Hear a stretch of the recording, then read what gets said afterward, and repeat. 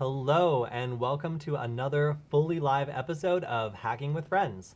My name is Kody Kinsey. I am a security researcher at Varonis, and today, per usual, we have my good friend and fellow hacker Alex on to answer your hacking questions. So if you're in the chat, hello. I see some people we know in the chat, so hello to everyone there. And we're going to go over a little bit about what we've been up to. So Alex, how have you been?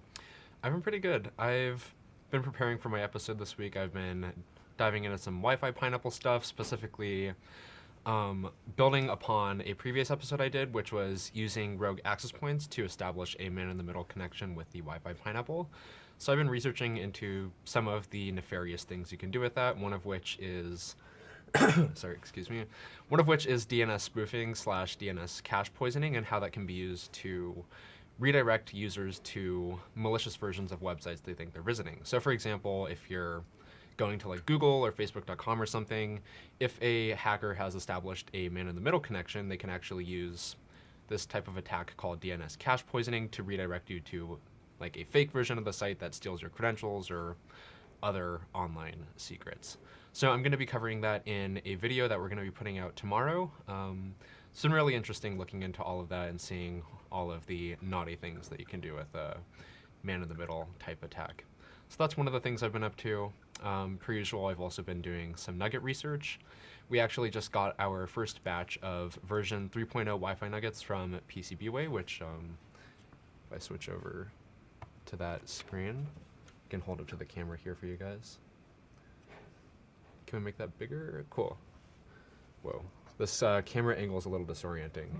Yeah, so we've been working on these new revision circuit boards for the Wi-Fi Nugget. You can see we've added some improved features like...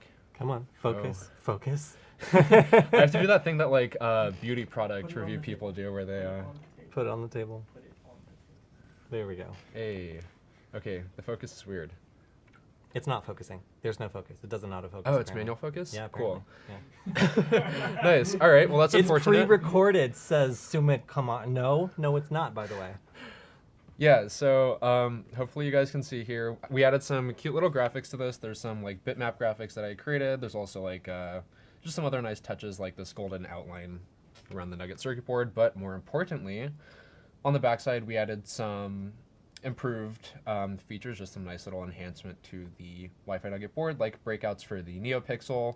We also added a standard quick connector, which is basically an I2C connector that you can use to interface with like different modules that are offered by SparkFun, Adafruit, and other vendors that have nice little breakouts that'll now be compatible with the Nugget. And then also my personal favorite addition is just this little reset button here. So when we put this in the case, one of the downsides or drawbacks to having the back of this like closed off is you're not able to access the de facto reset button that's on the S2 mini module. So I decided to just add a little breakout for that here if you want to reset your Nugget or whatnot. Yeah, and then also, ooh, let me see if I have this here. Oh, so one thing to note on this design also is that this will not be available for quite some time. So these are prototypes, and it's going to be probably several months until we are actually selling them. So do not go looking for them at the moment. We like to kind of show you guys what we're working on in the future, but we're aiming for maybe sometime around DEF CON, maybe, for having this batch out. So just a look into the future, not anything that's coming out anytime super soon. Yeah, we also have some comments. People seem excited. We need a Wi-Fi Nugget watch. We've actually talked about this. There's another vendor that has like a board that uses like the espresso chip in a watch form factor. And this one was somewhat inspired by that. It's a little bit smaller, but you can see here, this is the surface mount version of the Wi-Fi Nugget that we're also working on. This probably won't be in production for a couple months or so. This design's a lot more intricate.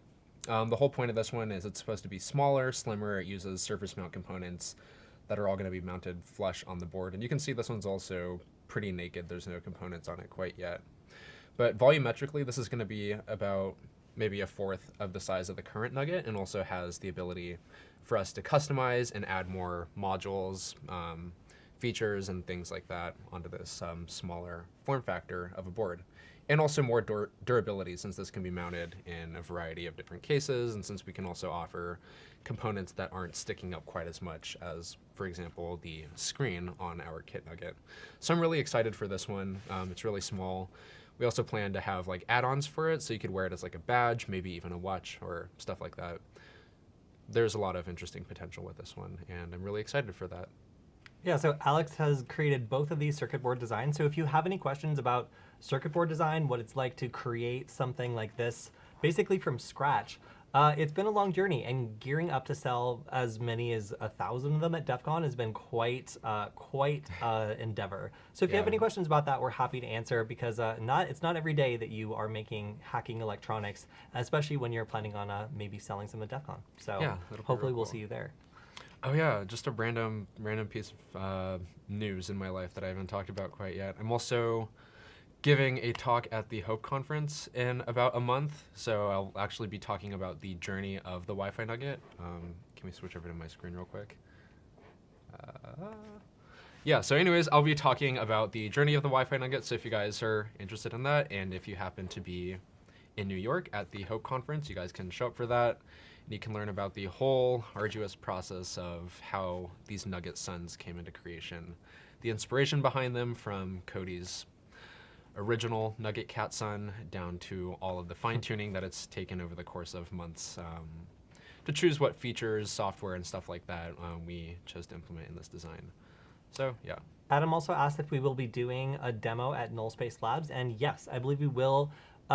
Just looking at how things are going, but tentatively we should be doing some sort of demo at Null Space Labs, either a quick CTF after doing an online class, or actually doing a little soldering class. It really does depend how like COVID things are looking, and whether or not it's safe to have a bunch of people all in close to each other, breathing in soldering fumes and on each other. We'll see, but it looks like, yes, we probably will be doing something at Null Space Labs in the next month or so. And if you're going to be at the RSA conference, I'm also going to be talking there. Yay. Everyone's going to be talking. It's a lot of talking to be done. Yeah. Yeah, so over on my end, there's my talk at the RSA conference, which is over on my screen right now. And this is going to be talking about making viral cybersecurity content. I think the top 10 videos on Nullbyte have like 17 million views. So I'm going to be talking about how what it's like to make a channel that gets that much attention and what it takes to do that. Of course, there's also like the worst 10 videos that I'm also going to go through in my presentation, talk about why they didn't do so well. And then I'm also going to be talking about some other major cybersecurity brands that are putting tons of money into marketing and putting content out there, and all the various ways they've either succeeded with things I really liked, or failed with things I found horrifying or weird. In fact, I recently got told to rope back my presentation a little bit because I was roasting the brands too much. So I blurred some things out in my current revision, and you'll be able to figure out who I'm talking about. But yeah, so it's going to be a fun presentation. It's going to be about creating content and getting people excited about cybersecurity. So if you're interested and you're going to be in San Francisco for the RSA conference, then feel free to attend the talk. Probably going to be hanging back on person-to-person meeting at RSA. So unfortunately, I'm not going to be available for like saying hello and stuff, but I will be there doing a talk. So yeah. All right. So also, I've been working with Alex on getting a new version of the Wi-Fi Nugget case up and running. I've been kind of like obsessed with getting this case to be a little bit thinner and smaller, and I think that we've done something really cool with it that's eventually going to be our new default case. So I've added a couple things. I made a little thing to hang it on top, like if you're at a conference or something and you want to put it on like a lanyard. And then I've also added a smaller kind of wrist lanyard on the bottom, which is just honestly convenient for when you're using it and you don't want to drop it and maybe smash it or something. And it looks cute. It's and like a tail. It also looks very cute, and it lets you customize it. I made a little cutout specifically for the lanyard. So this is now, I said I was going to put this on the store last week, but I went ahead and threw it up now. And you can see, yeah, it has this cute little case. And if you have a Wi-Fi Nugget, then there you go. You can put it in an even slimmer case. The only thing is these pin headers currently stick out a little bit, just a tiny bit right there. Not too much of a big deal, but if you do need your Nugget to lie flat, then you might want to consider a different case. However, this one, again, is supposed to be really, really skinny and also make it possible to access the general purpose input-output pins. If you see right here, these right there are the power, ground, and NeoPixel pins, and there's a bunch of other useful ones too that you're going to need to plug into if you want to do stuff. So I've been attaching a piezo buzzer to this and playing Rickroll songs on it. And yeah, it's very difficult to get to in our standard case because it's recessed a little bit.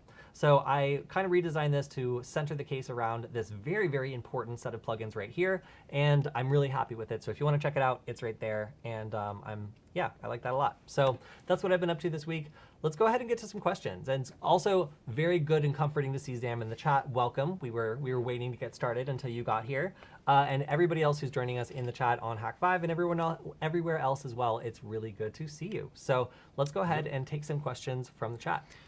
Cool. So the first question I see here, what does the nugget do? And oh boy, are we excited to tell you. So we currently have a dichotomy between two nuggets. We have the USB nugget and the Wi-Fi nugget. The idea behind the Nugget platform is it's supposed to be easy to teach beginners about learning cybersecurity topics.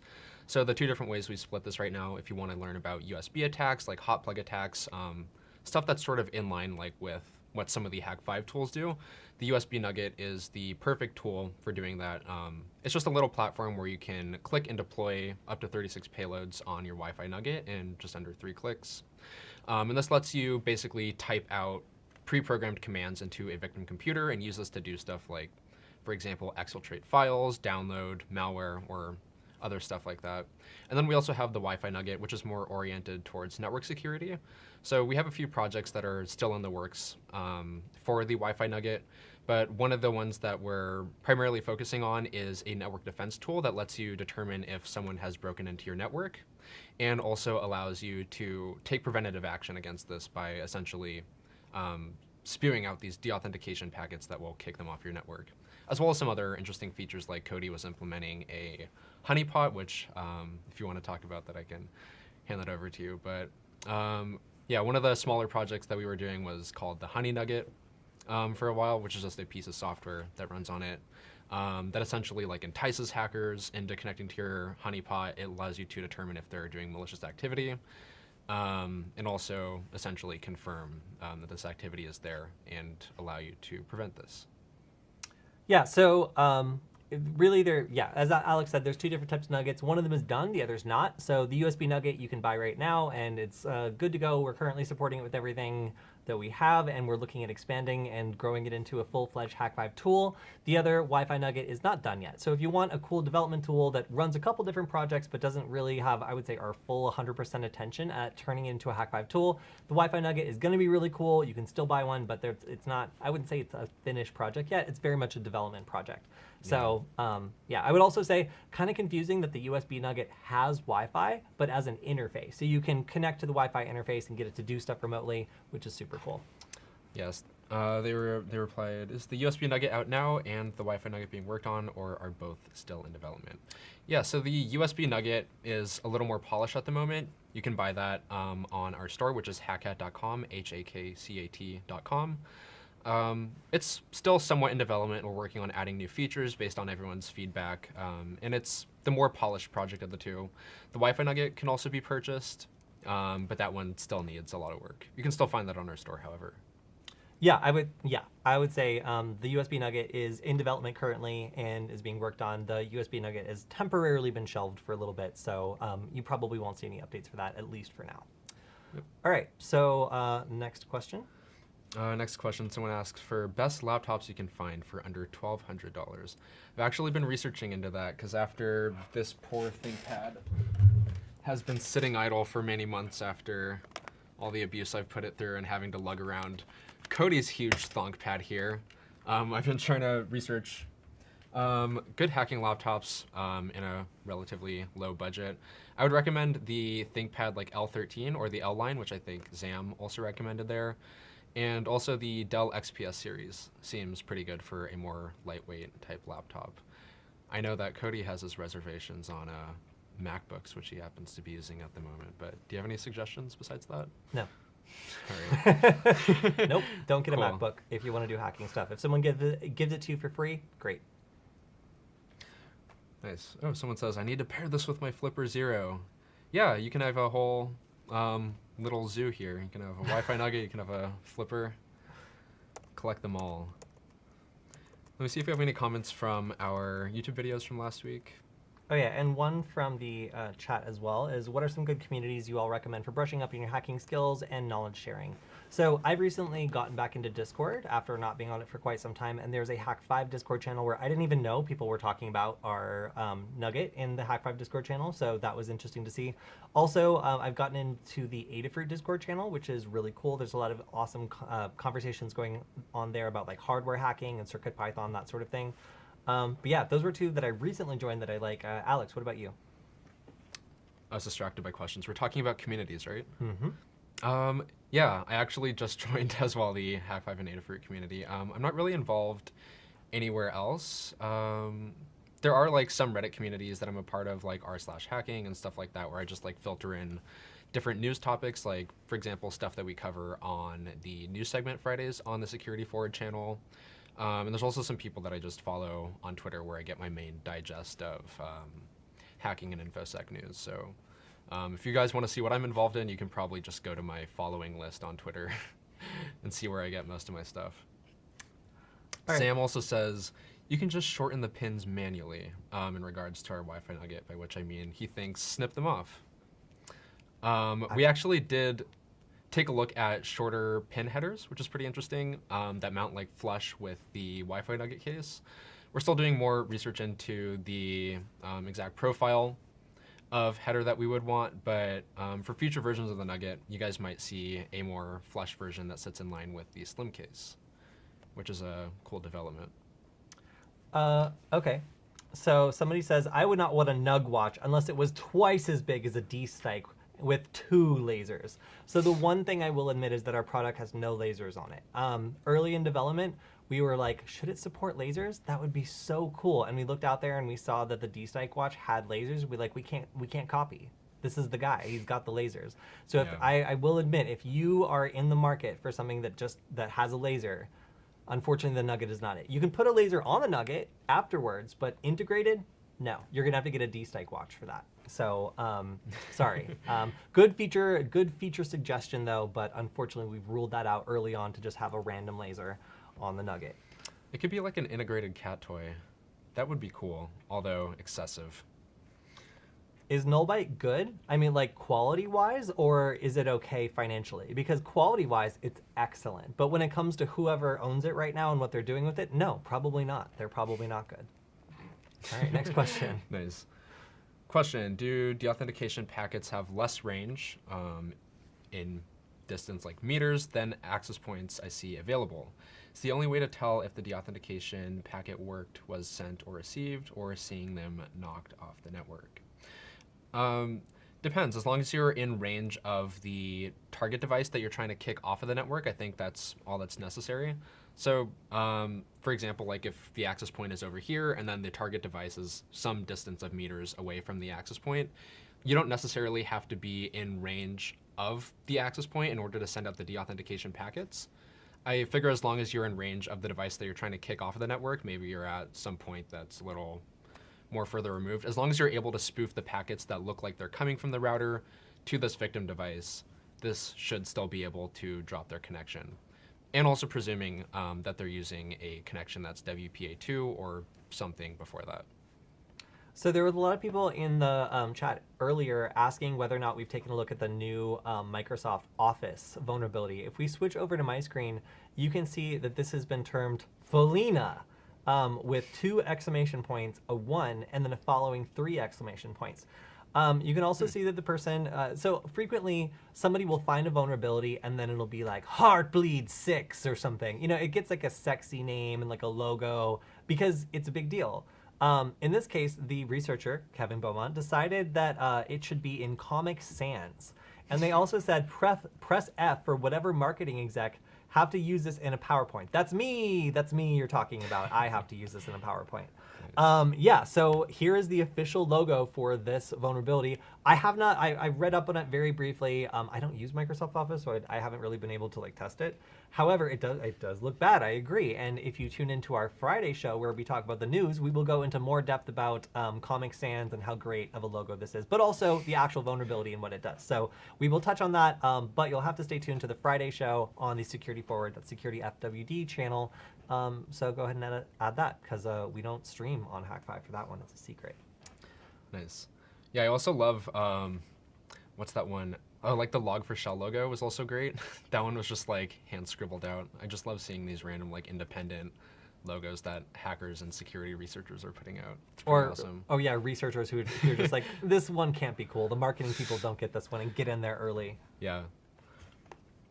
I need someone to hack a university portal and database for me. Any help? No. Well, for one, like that sounds expensive, and I've got stuff to do. For two, that's illegal, and you don't have permission to do that. So obviously the line here, even though the Computer Fraud and Abuse Act has recently had some parts of it carved out for security research, it doesn't mean you can just ask random third-party people to break into something that they have no permission to do. That's still going to get you in trouble. So nice try, but you're not going to catch us that easily. All right. Cool. So taking a question from your video, which is brute forcing vulnerable web apps with Python. Someone says, is there a non-woke version of Hack 5? And my answer to this is yes, there is a very sleepy version of Hack 5, but in order to tune into it, you have to find our special, which only runs at 3 a.m. at an undisclosed time. Yeah, I'm so confused by this question. Is it like a... It's like a political, like how we're just talking about the facts here. Like you don't. I'm really confused by that one. All right. I mean, if you need like a veteran maybe to like to teach you cybersecurity, there are actually channels that have veteran guys that maybe have like a gun on the table or two when they explain hacking to you. We haven't thought it out. I mean, if that you know what it is? It's this all colors are beautiful sticker. So like every once in a while, we get people really upset about this all colors are beautiful sticker, which was from Germany, so not necessarily connected. And it's I feel like it might be from that, but I'm not sure. Either way, I find it very funny because we're pretty sleepy when we do the show most of the time. Yeah. All right. Let me pull up the next question. So this one was also on your... Oh no, it's a different video. Capturing Wi-Fi passwords from smartphones with a half handshake attack. So the question is, why not use the good old deauthentication attack with a full handshake spoof? You could get a full four-way handshake, and you could still brute force the password. Nice. A better technique is to set up a rogue access point with the same SSID and no password. The client will connect. No, it won't. And then you can ask the password of the user by presenting a nicely formatted HTML form. What?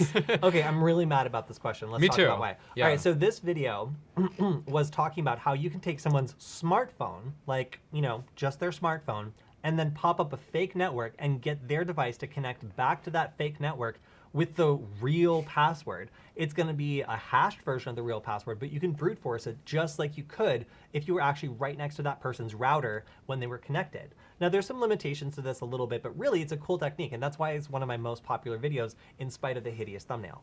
So I think that it would be interesting to explore that in other ways, but one of them that is impossible is sending a deauthentication packet because they're not connected to anything. In this scenario, let's say you're in like the subway or something, and you want to see if you can get someone's work Wi-Fi network password. Well, if you put up a password protected, but with some random password version of the same network, so it has the same type of security and the same network name, their phone would automatically attempt to connect with a hashed version of the proper password, and we can gather that as a hacker. So no, I don't think you could do anything with the authentication frames in this particular circumstance. And certainly if you were to create a Wi-Fi network with the same name but a different type of security, your device will not automatically connect. In fact, on a macOS computer, it will warn you that the last time you connected to that network, it was a different type of connection. So not only will it not auto-connect, it will also warn the user before connecting with a different mode of security. So is this an attack that is practical in different ways? Yes.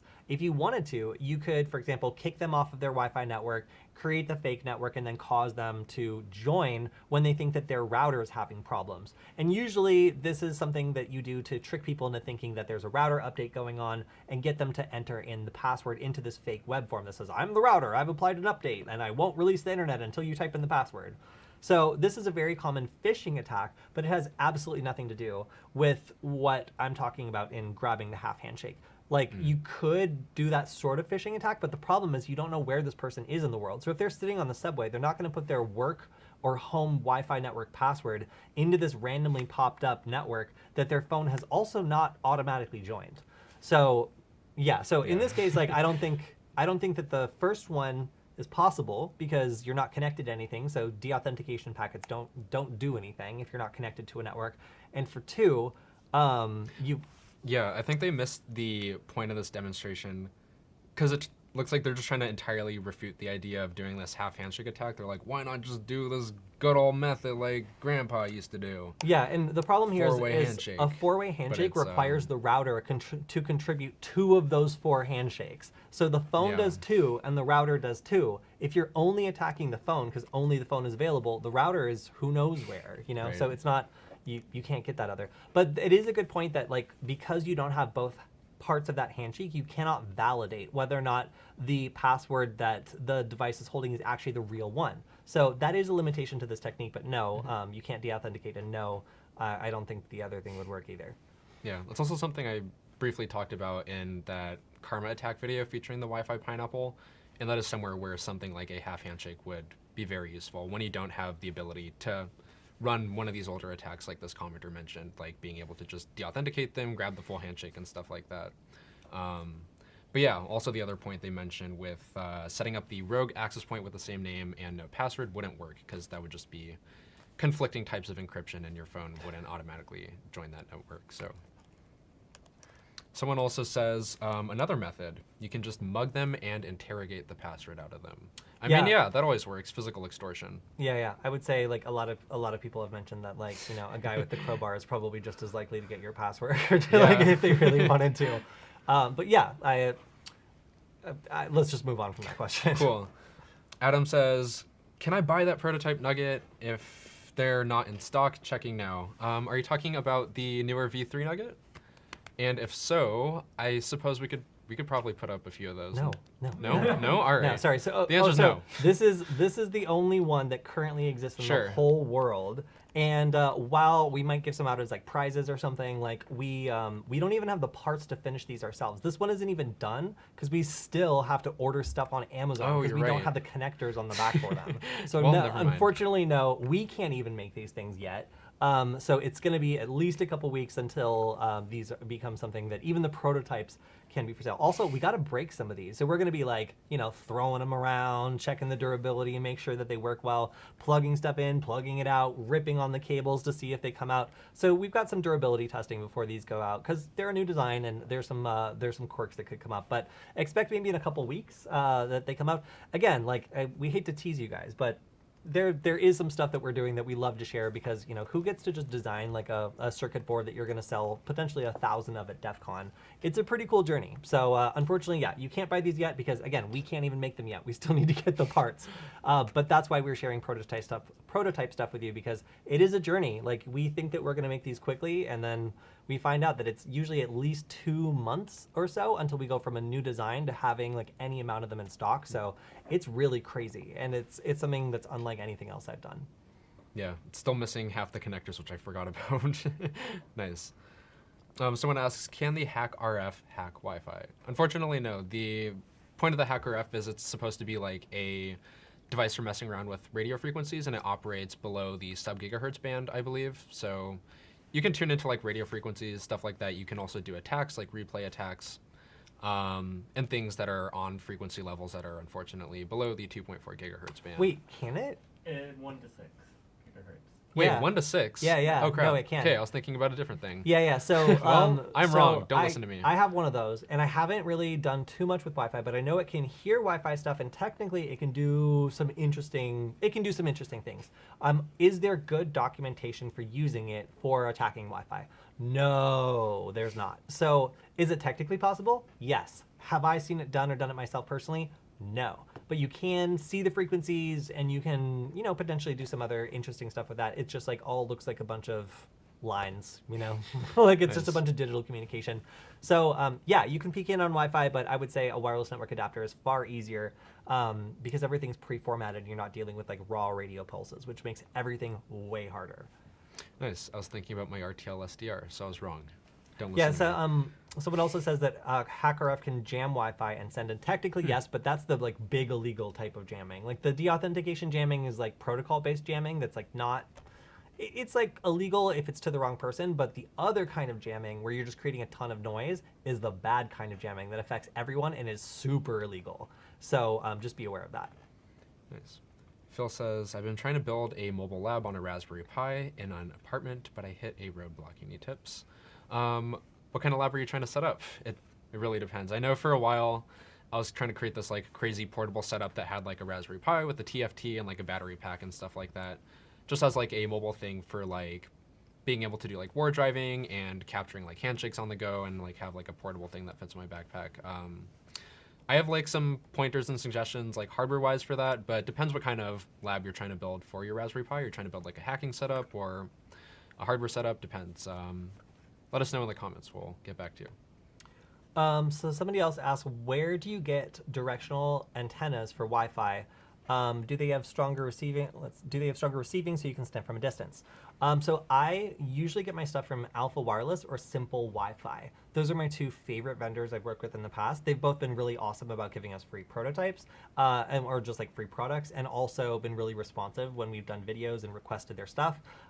So as a result, I've gotten to use some really excellent directional antenna stuff. And yes, it does receive as well as send stronger in a particular direction. So if you wanted to sniff Wi-Fi in a particular direction, we were able to show in one of our previous videos that you can do this for quite a distance. We were able to get like I think it was like out 4+ miles that we were able to receive Wi-Fi. So again, we were not transmitting, we were receiving with, I believe we were just using a cantenna from Simple Wi-Fi. So it was it's a Yagi antenna inside a can. So it's a little bit more than the cantenna you would just like make in a garage or something, but it's still only about this big, and getting that much range on it was pretty incredible. So yes, you can definitely receive from a much further distance with the directional antenna, and it's not just sending that it affects. Nice. All right, what's Cool. next? Pulling up some questions from our videos. Oh, so on last week's video, can Linux aliases steal your password, which is a demonstration that I did with the Bash Bunny, showing how you could like rename the sudo command in order to fish for passwords. Someone says, why are you guys using Linux on Mac? Which seems confusing, and I was wondering what the heck that meant for a second. But Kody has renamed this computer's hostname to MacBook, and he's also renamed his MacBook hostname to, I think, ThinkPad, which actually got us in trouble one time because he airdropped a picture of a wet dog to random people in a bar, and they thought it was me. I don't know what you're talking about, but I do Oh, wait, remember, no, somebody did that. I do remember some lady getting really mad at you in a bar and me having nothing to do with it, and I just closed my computer. But yeah, it's funny that AirDrop lets you, name your computer whatever you want. So if someone gets a picture of a large, shaggy, but dry, I would say, dog on their computer unexpectedly, then and it says ThinkPad, then they're going to turn around and start shouting at the first person with a ThinkPad in the room that's super close to them, apparently. Again, I don't know anything about this. This is just supposition. Yeah. Next question. Someone says, as cybersecurity influencers, do you guys have concerns about your eyes being saved in a place like YouTube? Concerning future iris identification, any thoughts? This is asked by a human trying to stop Clearview AI collecting its 14 pictures of me.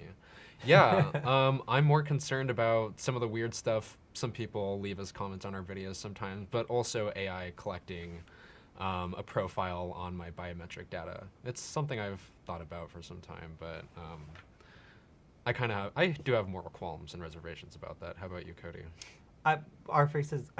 My face has been on the internet for a very long time, like since MySpace. So I've opted out of Clearview AIs. They recently lost a court case where they have to provide like an opt-out form. So I opted out. So there you go. But yeah, I would say like it's definitely a concern, and that's why I try not to use my real picture on like most of my social media accounts, because a lot of that gets scraped and kind of tied together into a database of like who is who. And if I can make that a little bit more difficult, I will with like, just like generated faces that aren't like this person does not exist style faces and that sort of thing. Yeah. But aside from that, I mean, I'm doing my job. Like, if you're going to teach about cybersecurity, you can either adopt the mysterious persona where like it's a secret who you are and people are intrigued and they try to like dig into it, and then it's like actually not that interesting when they find out. but it's like a big deal for some reason, or you can just be upfront from the beginning. And I have, like this is what I do. It's not surprising. I'm really not involved in anything too super controversial. Like I do Wi-Fi research, OSINT research. So yeah, like I'm not worried so much because I'm not taking on like things that are going to cause people to get upset very, very often. Someone says, "How about that toe scanner? You've always got that." I don't know how that's gonna prevent anything. He's but talking about toe factor authentication, yes. one of the most secure way of logging in or out of your devices. I was gonna say I can lend credence to that being a very strong form of authentication, with having that secure sock layer that protects like your toe and all that. It's a very new and sophisticated form of encryption that's bound to keep your stuff protected. Deepfakes are one thing. One thing that somebody's mentioning in the chat, and yes, deepfakes are going to be super, super easy to do with anybody that does YouTube videos. So I'm not encouraging them. I'm just acknowledging that they are going to happen, and like it's Terrifying. inevitable. Yeah. Yeah. Can you imagine like how many different ways you can map like all the ways we move our faces during like the live streams and everything? It's probably possible to do whatever you want with our face.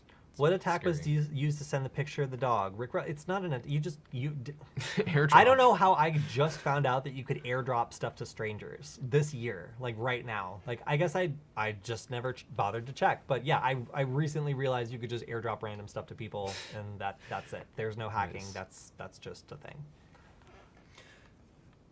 Question from Adam: when will you do a lab at NSL? Any future dates? Do we have a date for that yet? I know we're. Was it like the 28th or something, or was it before that? No, it's earlier. Sometime Like the 18th? or so in the next 3-4 weeks or so, we're going to be doing some workshops at NSL, but we'll keep you guys posted. Check out Cyber Weapons Lab LA. That's the meetup group where we post all of our groups. So if you want to go to any of the meetups that we're doing in person or some of the online classes, you can check out the Cyber Weapons Lab LA. It's on the 18th. Yeah, it was halfway right. You can check that out, and we will be posting the official event there. So hope to see some of you there. What's your favorite Linux? Manjaro. What about you? You're not an Arch guy? All right. Manjaro is based on Arch. Crap. You're so right. All right. Well, I just got shut up by an Arch user. All right. Fine. I'm a big Ubuntu baby. I've been using Ubuntu for quite some time now. I find it pretty versatile. I like the interface. I think it's GNOME. The tiling is real cool. Just like the way everything looks is real nice because I'm basic like that. And I know Callie also uses the same interface, so I've grown to become accustomed to it. Another question that we have here. How can I create a bash script to randomize my MAC address before attacking wireless access points? I've actually done this before. You can just use MAC changer, and you can automate this in a loop with some other program, like, for example, the Aircrack suite, to just go ahead and swap out your MAC address for something random every time it runs some sort of command. Like, for example, if you're using AirPlay to run deauthentication, then you can just put MAC changer and AirPlay inside of a loop and then just have it change every time before you do something with it. Can we have more content from the Michael Squatch? Hacking APIs is another question. Well, first of all, I would say prove you're not Michael. Before we do that, prove you're not Michael, and then yes, we'll do that. So actually, I have been insisting, demanding, and cajoling Michael into doing more content on Hack5. So stay tuned to for another excellent video by Michael. In fact, this should be the authoritative setup guide on the MG cable, perhaps. Now that I've said it, he has to do it. So yeah, we can also maybe see if he wants to do some more API stuff, because frankly, that was really cool. And going back and looking at some of the stuff he did on taking apart APIs and learning from them, yeah, they did really well. So if you want to see the Michael Squatch, as he's been termed, do more content on API stuff, let us know. But yeah, you will see more of him. I've made sure of this. Nice. What are some good fun tools to use on Android? So I haven't gone much deeper into rooting my Android phone or some of the crazy stuff some dedicated Android hackers do, but some of the apps that I use commonly are just some war driving and reconnaissance type apps. Like Wiggle is a pretty popular one that we've been using for some time. It's a really easy way to gather reconnaissance on Wi-Fi devices. You can also sniff for Bluetooth, and I believe even just cellular devices. and you can basically just map them and also like pinpoint the location of certain devices, like after doing a reconnaissance scan, as well as also just look at this huge database of copious amounts of Wi-Fi networks that other users of the Wiggle app have collected over the course of years. And you can use this for a lot of interesting use cases. Fing is also pretty good for local network scanning. You can determine what types of devices are connected to a network. You can also, can you see if ports are open on them? I don't think. Oh you yeah, can do no, that. you definitely can. So I've done I've done so many good actions on official tests with Fing, because you can just you'd be like, hi, excuse me, do you have Wi-Fi? I'm like, oh, sure. You join the Wi-Fi on your, actually Fing works on a lot of stuff, but it's best on Android. You run Fing and it shows you not only every device on the network, but also every port that's open on it, and it lets you connect to that port with, you know, a recommended program, an SSH program, or like you know, a browser if it's an HTTP port that's open. So I would say, like, I have found more issues with wireless networks using Fing than any other application on my computer. Just because I'm out and about and scanning stuff, testing stuff, and like maybe I'll find like an access point that's unprotected. I'm like, what's this? I'll join it with my phone, run a quick scan, and be like, oh, this is a security camera that nobody bothered to set up, and it's just there for anybody to connect to. So sometimes it's a pain to find what ports might be open on a network or what devices are there, and Fing makes it super easy. So there's a couple other things as well. I'm trying to. So I really like some of the Bluetooth applications that are from a particular vendor. I have to go to. I was just thinking of that one because I was remembering when we were doing some Bluetooth research for a while. And also, when I was like first getting started with the Bash Bunny, I noticed there were these cool payloads that can be triggered via the proximity of like certain Bluetooth devices, like headphones or stuff like that. So I was using this app that allows you to like emulate Bluetooth addresses. I found that one pretty interesting for doing stuff like remote triggering, and also just like broadcasting fake Bluetooth addresses to spook people. Yeah, so Nordic Semiconductor has a couple of different apps that are specific for like Bluetooth devices. One of them is NRF Connect, and the other is NRF Toolbox. So NRF Connect lets you connect to different Bluetooth devices around you and like query them, and like get different, like you could get their battery level and some other interesting stuff. Aside from that, it's like I was able to use it to connect to a TV at like the same bar that Alex got yelled at, and get all the way up to the pairing stuff. So I was able to like make the TV like generate a code on screen that like you had to like press a button on the remote control in order to do the final pairing stuff. And of course I didn't have the remote control, so that's pretty much as far as I got. But I was able to detect the device, scan around, find out what properties it had, and start messing with them using the NRF Connect. And then for the NRF Toolbox, you can actually emulate some Bluetooth devices, which is pretty cool. You can pop up as like a Bluetooth beacon and stuff like that. So being able to emulate like other types of Bluetooth devices on your phone is super cool. And I found that that actually was a really awesome app, and there's some interesting applications for it. Yeah, I find Fing to be like a really good sort of like, I guess you could say like a gateway program that lets you discover like devices on the network and also identify like the type of device they are. So one thing that I find really useful is the OUI identification tool that lets you see like, is this a Sophos device, an Apple device? Is this a Lenovo device or something like that? One interesting use case that we know a friend has used this for is they discovered an open like speaker that was connected to a Wi-Fi network, thanks to Fing, which immediately identified it as an IoT Bluetooth speaker. And when you're connected to the same network as one of these devices, it's as simple as just downloading the app for this particular Bluetooth speaker, which allows you to essentially have free reign over the music in a coffee shop or whatever environment you might find yourself in. I won't go any further than that. Yeah. Someone else says, someone stole my 500 terabytes furry collection. What do? You should pay the ransom. You should just pay the ransom. It's worth it. Next It's always question. the best solution.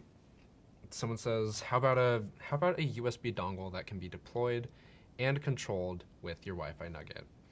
Not so sure about that one, but we were briefly looking into the idea of using Wi-Fi nuggets as like a remote control for other Wi-Fi nuggets, just as a cool proof of concept. There's two ways we talked about this. One of them is just using the built-in like Wi-Fi functionality to just like send payloads to another nugget, or also another one we want to try out is actually using infrared, like having like an infrared hat or like add-on for the nugget. So you can essentially use it as like a remote control to deploy payloads across the room or communicate with other nuggets or something like that.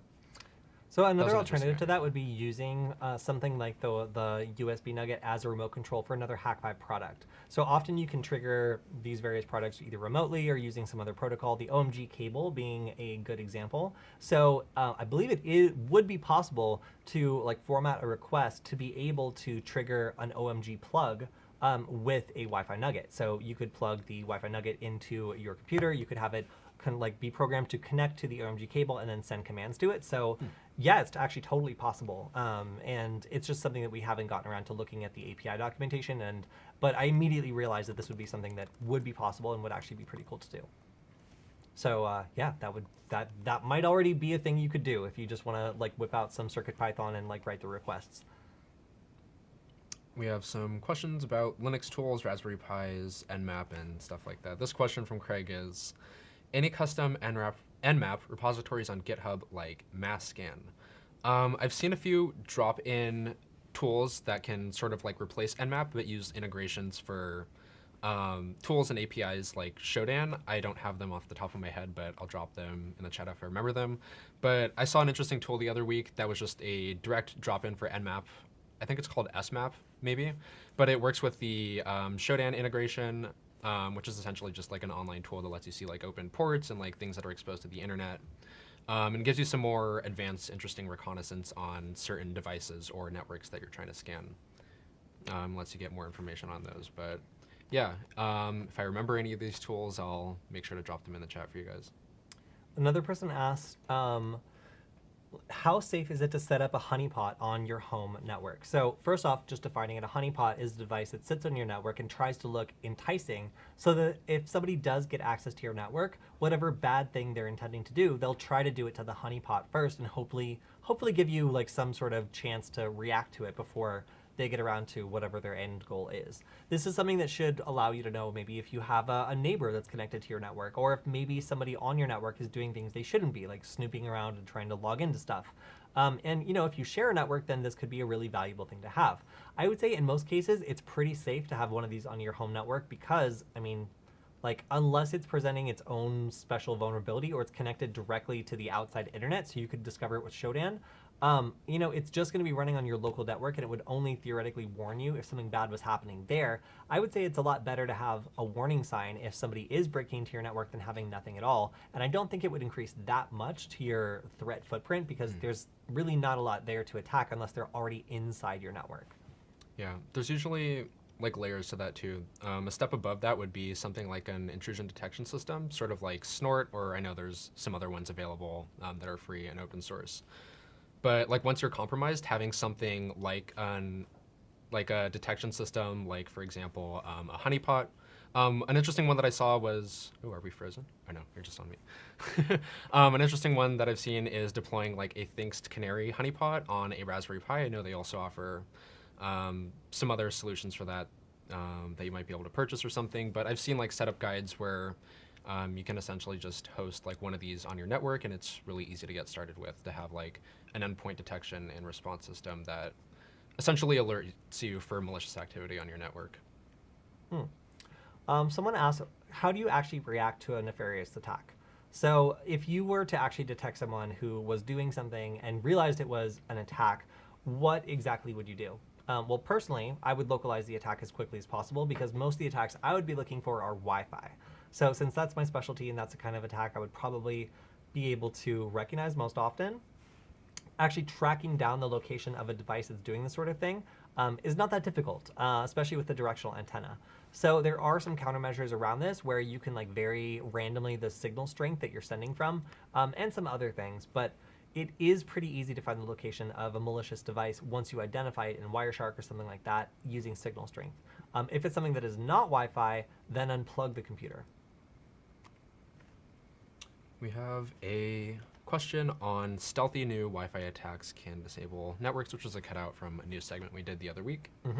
Someone says, so you could send out a beacon frame which also sets the transmit power needed to be higher as well as by the client, i.e. tweak their output power usage and aid battery drainage that way. So this was a question regarding a piece of research that Kody looked into, which is about like new Wi-Fi attacks you can talk more about this. Do Yeah, you have any so- response to that? Yeah, so Matthew Van Hoff has come up with some really interesting attacks using beacon frames, which can inject malicious information into computers that are connected to a Wi-Fi network and cause them to do all sorts of bad things. In one case, it can cause it to drain the computer's battery. And this poster was asking, okay, well, could you also set the transmitting power really high so that it drains the battery, as well as sending a bunch of extra traffic, which is another attack against the battery. So this is interesting because the original attack was designed to lower the transmitting power so low that effectively the device cannot be heard anymore and is silenced from the Wi-Fi network. So the opposite of that would be to jack up the power all the way. But I would say that most Wi-Fi networks are already transmitting pretty close to that upper level, and that upper level is set by law. So unless you're going to illegally jack it up to a much higher level than it's supposed to be, for one, it might not even do that if it's set to be in a certain area where there's a regulatory limit and that's programmed into it. And second, it just might not actually be that much of a power boost that you think. The other attack that drained the battery was centered around sending messages that make any device that receives them think the router has a bunch more information for them. So they keep bothering the router over and over trying to get that data, but there's nothing there for them. And as a result, they send all these packets, use up a bunch of transmitting time, and also burn their battery. But yeah, so theoretically, yeah, that would aid in the battery being depleted if it was transmitting at maximum power all the time, but it might not by itself have as much of an impact as you might think, because I think they're already transmitting pretty close to the maximum power. Comment on one of our reaction videos. What came to mind was some sort of remote keylogger that might be capable of transmitting the output kind of like an OMG cable, but using HDMI. So what they're proposing here is a keylogger, but for essentially screens, HDMI, and stuff like that.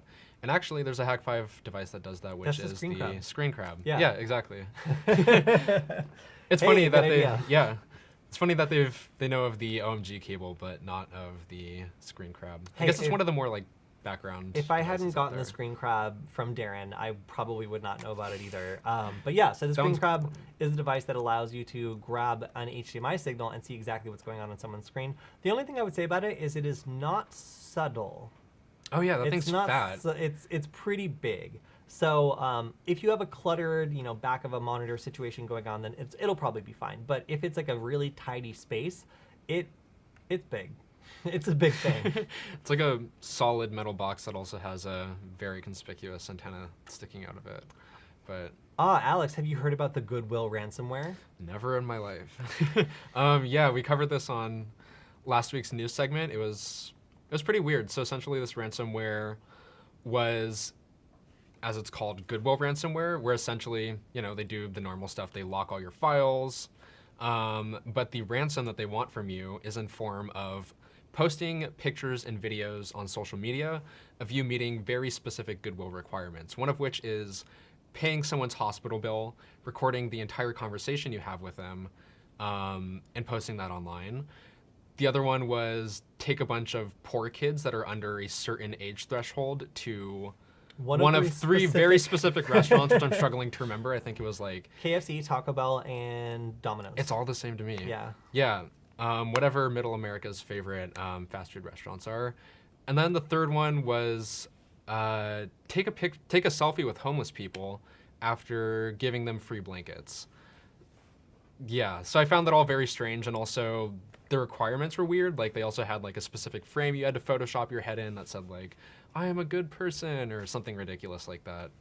Yeah, and purportedly if you post this online after ridiculing yourself and also putting out this low-key exploitative content, you might maybe get your files back.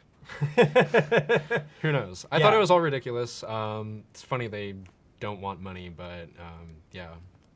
Yeah, there's a lot of like English in this as well, like where it's not, some of the instructions are alarming because they're both unclear and like the grammar is a little strange. So yeah, if you were to be hit by this strain of ransomware, I am sorry for you because it does not seem like they maybe have the best customer support. Yeah.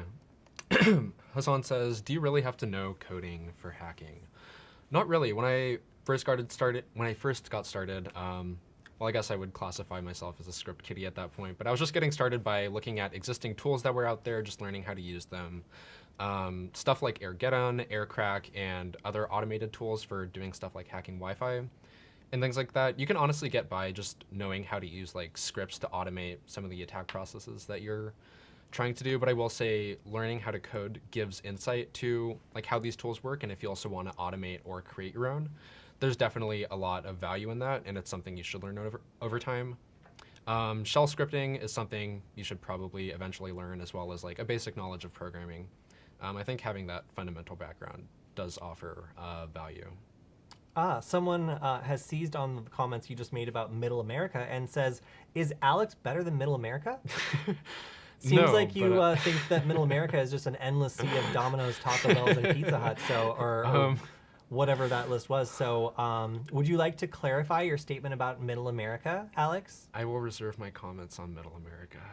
You mean walk back and Yeah. disavow? As you can see, Alex as a has- proponent of Domino's, Pizza Hut, and all the other fast food KFC. chains, yeah, all of those that fuel my like midnight snacks, I will have to walk. I will have to walk that comment back. Thank you. All right.